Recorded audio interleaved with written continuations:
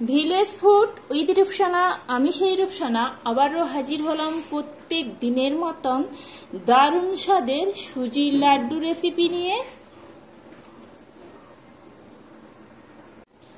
আসসালামু আলাইকুম সুপ্রিয় দর্শক বন্ধুরা, আজকের আমি সুজি দিয়ে সুজির লাড্ডু রেসিপি বানিয়ে দেখাবো। তার জন্য এখানে নিয়েছি আমি 200 গ্রাম সুজি। শুরুতে প্রথমে আমি একটা কড়া বসিয়ে দিয়েছি, কড়া গরম হয়ে গেছে। কড়ার মধ্যে এবার সেই যে 200 গ্রাম সুজি নিয়েছিলাম, সুজিগুলো এবার আমি ঢেলে দেব। সুজিগুলো ঢেলে দিয়ে সুন্দর করে একদম নেড়ে চেড়ে লালচে রং ধরিয়ে ভেজে নিতে হবে।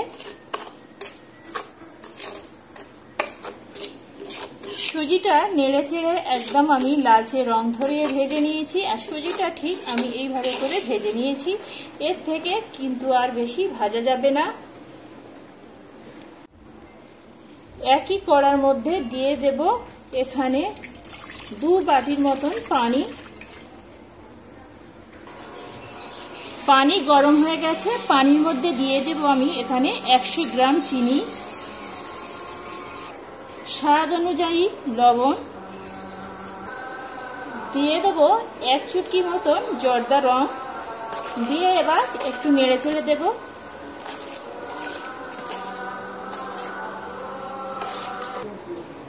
এবার আমি দিয়ে দেব এখানে 2 চামচের মতন ঘি।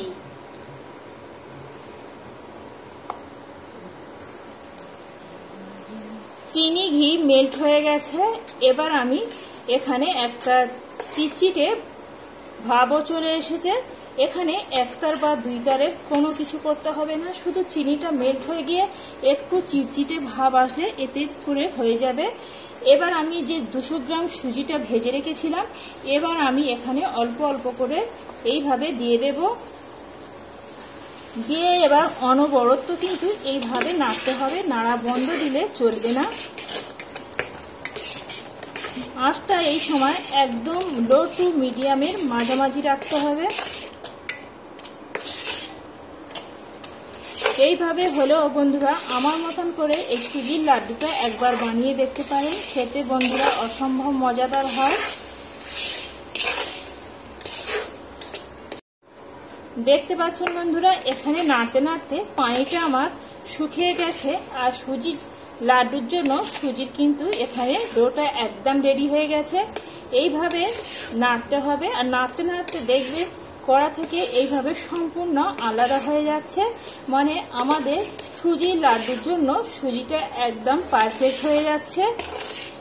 এইভাবে করে নেড়ে চেড়ে এইভাবে করে নিতে হবে। আর এটা করতে বন্ধুরা একদম বেশি কোনো সময় লাগে না, বাড়িতে থাকা অল্প উপকরণ দিয়ে ঝটপট তৈরি করে নেওয়া যায়। এটা বাচ্চারা তো খুবই মজা করে খাবে। এইভাবে যদি সুজির লাড্ডু বানিয়ে বাচ্চাদের দেয়া যায়, আর দোকান থেকে দেখবেন লাড্ডু কেনা একদম ভুলে যাবে। এখানে আমার সুজির লাড্ডুর জন্য এখানে সুজিটা আমার একদম রেডি হয়ে গেছে। এবার আমি নামিয়ে নেব।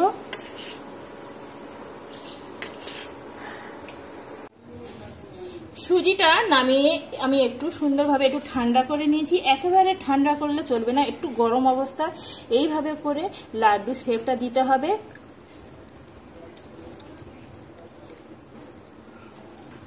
এখানে আমার একটা লাড্ডু একদম রেডি হয়ে গেছে। এইভাবে করে সমস্ত লাড্ডুগুলো আমি বানিয়ে নেব। আবারও আমি এখানে একটা লাড্ডু তৈরি করে দেখাচ্ছি। এখানে আরো একটি লাড্ডু আমি রেডি করে নিয়েছি।